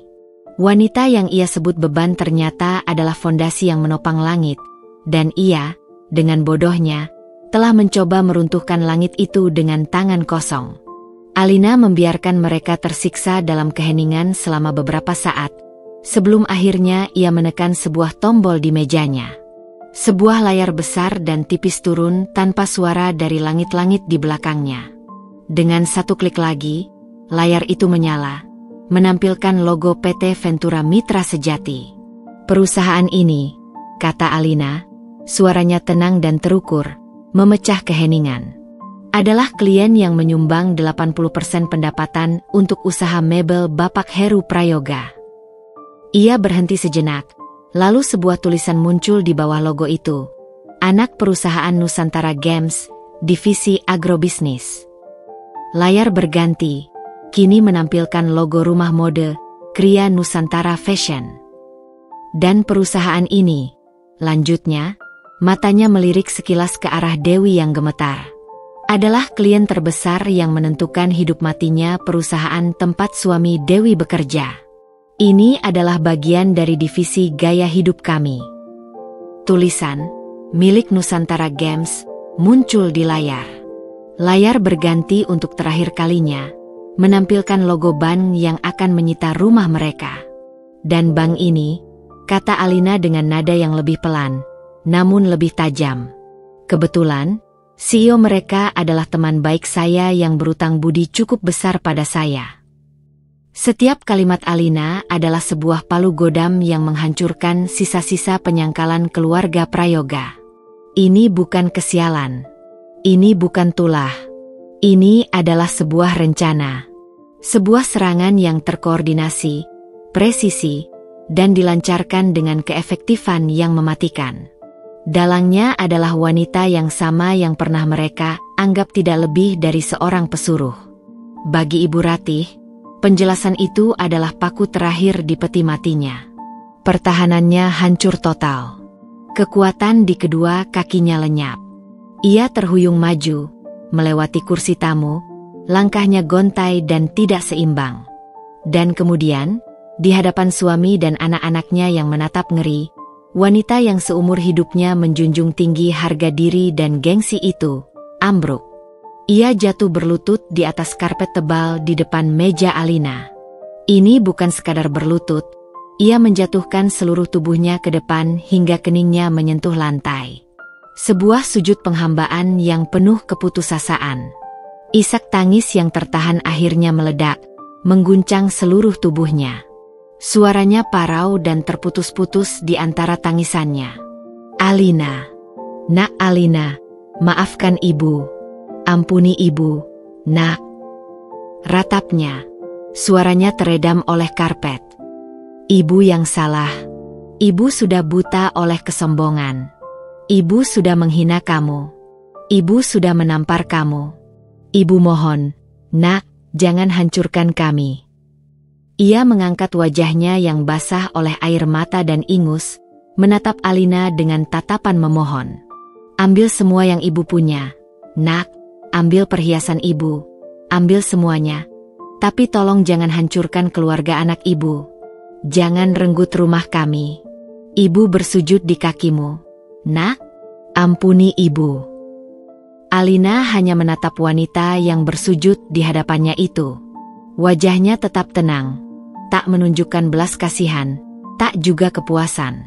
Ia hanya menatap dingin, membiarkan pemandangan itu menjadi pelajaran abadi bagi semua yang ada di ruangan itu. Setelah beberapa saat yang terasa seperti selamanya, Alina akhirnya angkat bicara. Suaranya terdengar jelas, memotong raungan tangis Ibu Ratih. Berdiri, Bu.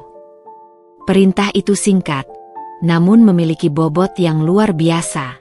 Dengan bantuan Pak Heru yang terguncang, Ibu Ratih bangkit dengan tubuh gemetar. Alina mencondongkan tubuhnya sedikit ke depan, menopang dagu dengan jemarinya yang lentik. "Maaf? Ampun?" tanyanya dengan suara pelan yang berbahaya. Dua kata itu tidak ada artinya jika diucapkan karena takut, bukan karena tulus. Harga diri yang sudah ibu injak-injak tidak bisa diperbaiki hanya dengan air mata.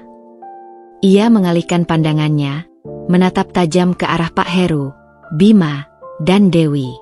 "Kalian semua ada di sini untuk sebuah pertemuan. Untuk negosiasi."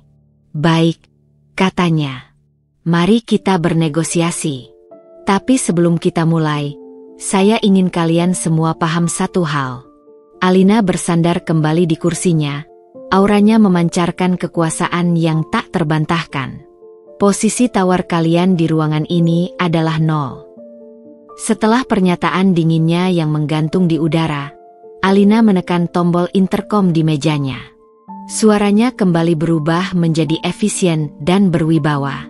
"Tirta, tolong antar Bapak Heru, Ibu Ratih, dan Dewi ke ruang tunggu VVIP di sebelah. Sediakan minuman. Saya akan memanggil mereka jika sudah selesai." "Baik, Bu." Pintu terbuka dan Pak Tirtayasa masuk dengan anggun. Tanpa sepatah kata pun, ia mengantar 3 anggota keluarga Prayoga yang kini tak ubahnya seperti robot tak bernyawa. Mereka menurut tanpa perlawanan, terlalu syok dan takut untuk melakukan hal lain. Pintu kembali tertutup, dan kini, di dalam ruangan kantor yang maha luas itu, hanya tinggal aku dan Bima. Keheningan di antara kami berdua kini terasa 1000 kali lebih berat. Ini bukan lagi keheningan antara CEO dan keluarga yang berutang, melainkan keheningan yang menyakitkan antara suami dan istri yang dunianya baru saja terbelah 2. Bima adalah yang pertama memecahkannya. Ia tidak lagi terlihat takut, melainkan terluka sangat dalam. Ia menatapku, dan untuk pertama kalinya aku melihat campuran antara amarah, kebingungan, dan kepedihan yang luar biasa di matanya. "Alina." Ia menyebut namaku dengan lirih, seolah sedang menguji apakah nama itu masih terasa nyata. "Atau siapapun namamu yang sebenarnya." "Kenapa?" Suaranya bergetar. "Kenapa kamu melakukan ini?" 2 tahun, Alina. Selama 2 tahun aku hidup denganmu, tidur di sampingmu, membangun mimpi bersamamu. Dan semua itu bohong." Ia menggelengkan kepalanya. Matanya mulai memerah. "Pernikahan kita, cinta yang kurasakan. Apakah itu juga bagian dari permainanmu? Sebuah eksperimen sosial dari seorang wanita kaya yang bosan? Apakah cintamu itu pernah nyata?" Setiap pertanyaannya adalah sebuah belati yang menusuk langsung ke jantungku. Inilah luka yang paling kutakutkan. Bukan kemarahannya atas kehancuran keluarganya, melainkan keraguannya atas ketulusan cintaku. Ia melanjutkan, suaranya kini syarat dengan frustrasi. "Aku tidak akan pernah membenarkan apa yang dilakukan ibu padamu. Itu salah, itu sangat kejam, dan aku gagal melindungimu. Aku minta maaf. Tapi caramu membalas mereka, Alina, dengan menghancurkan hidup mereka sampai ke akar-akarnya, dengan begitu dingin dan terencana. Ini bukan Alina yang ku kenal. Siapa kamu sebenarnya?" Aku mendengarkan setiap katanya, membiarkan ia menumpahkan semua rasa sakit dan pengkhianatannya. Aku tidak memotongnya. Aku berutang penjelasan ini padanya. Setelah ia selesai dan hanya suara napasnya yang berat yang terdengar, aku akhirnya menjawab. Aku berusaha melepaskan aura CEO-ku, mencoba menjadi Alina, istrinya, sekali lagi. "Cintaku padamu, Mas," kataku pelan, suaraku melembut. Adalah satu-satunya hal yang paling nyata dan tidak bohong dalam seluruh skenario ini. Aku melihat keraguan di wajahnya, jadi aku melanjutkan. "Aku melakukan semua ini, menyembunyikan identitasku, Justru karena aku sangat mencintaimu. Aku lahir dengan semua kemewahan ini. Sejak aku bisa mengingat, aku tidak pernah tahu siapa orang yang tulus padaku. Teman-temanku, pria yang mendekatiku, aku tidak pernah yakin apakah mereka melihatku sebagai Alina, atau sebagai ahli waris Nusantara Games. Aku berdiri, berjalan perlahan ke arah jendela kaca, membelakanginya sejenak. Aku lelah. Mas, lelah selalu curiga. Lelah dinilai dari jumlah nol di rekening bankku. Saat aku bertemu denganmu di pameran arsitektur waktu itu, kamu berbeda. Kamu berbicara padaku tentang seni, tentang mimpi, tentang kesederhanaan. Kamu sama sekali tidak peduli aku datang dengan mobil apa atau memakai jam tangan merek apa. Kamu melihat aku. Air mata mulai menggenang di pelupuk mataku, namun aku menahannya. Aku ingin merasakan dicintai seperti itu. Aku ingin membangun sebuah rumah tangga yang fondasinya adalah rasa saling menghargai dan cinta, bukan transaksi bisnis. Makanya, aku menciptakan persona Alina si penulis lepas. Aku ingin membuktikan pada diriku sendiri bahwa cinta tulus sepertimu itu ada. Dan selama 2 tahun, Mas, aku hidup di dalam surga. Surga kecil kita. Aku berbalik menghadapnya. Aku rela menerima semua itu. Sindiran ibu, hinaan Dewi, hidup pas-pasan. Aku menelannya bulat-bulat karena kebahagiaan bersamamu jauh lebih berharga. Tapi, Mas. Suaraku bergetar saat mengingatnya. Saat tangan ibumu mendarat di pipiku. Dan saat beliau meneriakkan kata, beban, sambil mengusirku dari rumah kita, itu sudah melintasi batas. Itu bukan lagi penghinaan terhadap status sosialku yang palsu. Itu adalah serangan terhadap harga diriku sebagai seorang manusia. Dan yang paling penting, sebagai istrimu. Dengan menghinaku sehina itu, mereka juga telah menghina pilihan hidupmu. Aku berjalan mendekat. Kini berdiri hanya beberapa langkah darinya. Tindakanku pada keluargamu, aku akui itu keras. Tapi tujuanku bukan untuk membuat mereka melarat selamanya. Aku hanya ingin mengambil satu-satunya hal yang mereka doakan, uang dan status, agar mereka bisa belajar melihat apa yang sesungguhnya berharga.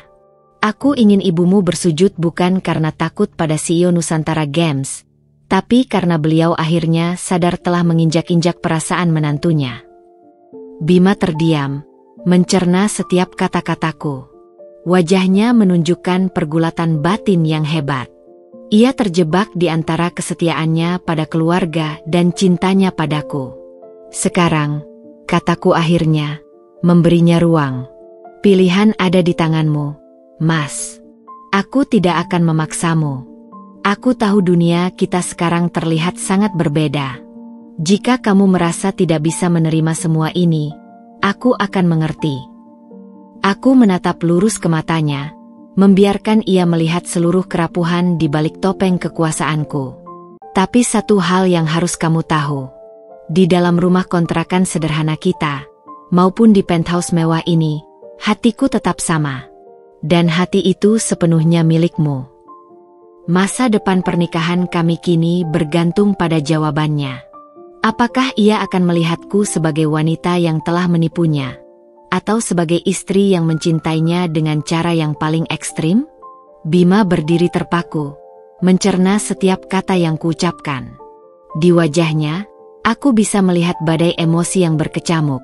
Rasa sakit karena dibohongi, lega karena cintaku nyata, bingung akan masa depan, dan marah pada perlakuan keluarganya. Ia menatapku lama, tatapannya menembus lapisan CEO-ku, mencari sosok Alina, istrinya, yang ia kenal dan cintai. Setelah keheningan yang terasa abadi, ia akhirnya melangkah maju. Bukan dengan ragu, melainkan dengan langkah yang mantap. Ia tidak mengatakan apa-apa, hanya mengulurkan tangan dan meraih kedua tanganku. Tangannya terasa hangat dan sedikit kasar. Tangan seorang pekerja keras, menggenggam tanganku yang lembut terawat. Genggamannya erat dan menenangkan. Aku.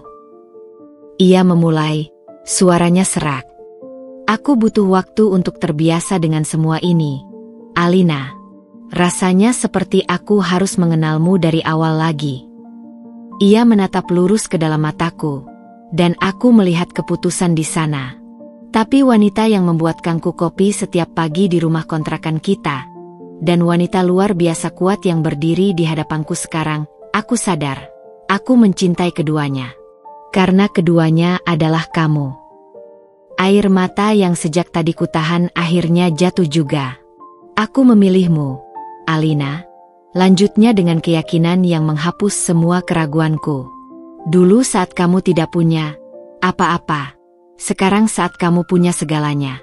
Aku memilih kita. Ia menarikku ke dalam pelukannya. Pelukan itu terasa berbeda.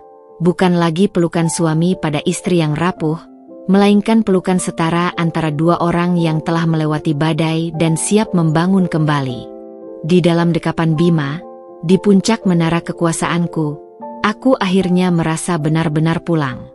Setelah beberapa saat, aku melepaskan pelukan kami dengan lembut.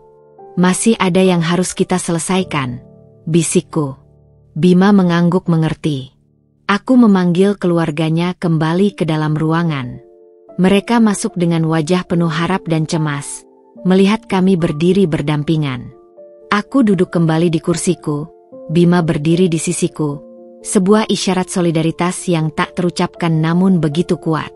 Aku menatap mereka satu persatu, kini bukan lagi dengan tatapan dingin seorang hakim, melainkan seorang pemimpin yang akan mengeluarkan kebijakan. Setelah berbicara dengan Mas Bima, saya telah membuat beberapa keputusan. Aku memulai. Pertama, utang kalian pada Nusantara Games akan saya bekukan. Pembayarannya akan saya restrukturisasi menjadi cicilan jangka panjang tanpa bunga, yang baru akan dimulai 6 bulan setelah UD Mebel Jatiluhur kembali beroperasi penuh. Napas lega terdengar dari mereka semua. Kedua, lanjutku. Saya akan menyuntikkan dana investasi untuk memodernisasi UD Mebel Jatiluhur. Kita akan membeli mesin baru, memperbaiki manajemen, dan saya akan memberinya kontrak eksklusif dari salah satu anak perusahaan saya di bidang properti mewah. Usaha itu akan bangkit, bahkan lebih besar dari sebelumnya. Mata Pak Heru berkaca-kaca. Ia hendak mengucapkan terima kasih, tapi aku mengangkat tangan. Tapi, ada syarat dan ketentuannya. Aku menatap ayah mertuaku. Bapak Heru akan tetap menjabat sebagai kepala produksi. Keahlian Bapak dalam mengolah kayu tidak ada duanya. Namun, Nusantara Games akan menjadi pemegang saham mayoritas, dan manajemen keuangan serta pemasaran akan dipegang oleh tim profesional saya. Pak Heru mengangguk cepat. Saya mengerti, Nak. Itu lebih dari adil. Lalu, pandanganku beralih ke Dewi, yang langsung menunduk. Kontrak kerja perusahaan suamimu akan dipulihkan sepenuhnya besok. Tapi syaratnya, kamu, Dewi, harus meminta maaf dengan tulus padaku, di hadapan kita semua. Bukan karena aku CEO, tapi karena sebagai adik ipar, kamu telah berulang kali menaburkan racun dalam rumah tangga kakakmu. Dengan berlinang air mata, Dewi melangkah maju. Mbak Alina, aku minta maaf, isaknya. Aku iri padamu. Aku minta maaf atas semua kata-kata jahatku. Permintaan maaf itu terdengar tulus, lahir dari kehancuran egonya. Terakhir, aku menatap Ibu Ratih. Ia adalah inti dari semua ini.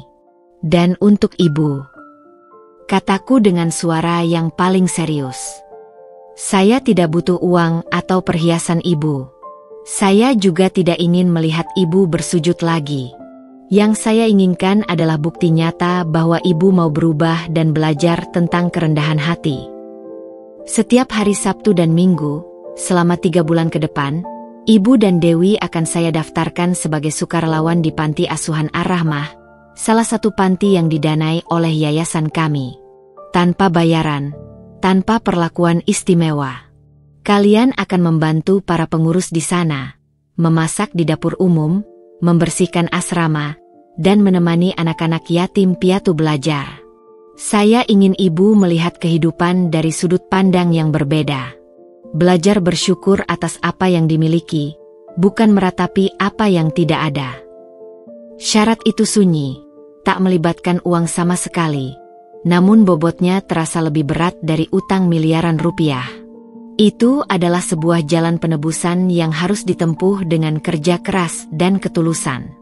Ibu Ratih, dengan wajah yang basah oleh air mata penyesalan, hanya bisa mengangguk pasrah. Ibu akan melakukannya, Nak Alina, lirihnya. Apapun, untuk menebus semua dosa ibu. Pertemuan itu berakhir.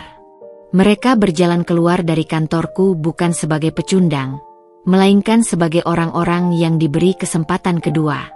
Setelah mereka pergi, aku menoleh pada Bima. Kita tidak bisa kembali ke rumah kontrakan itu.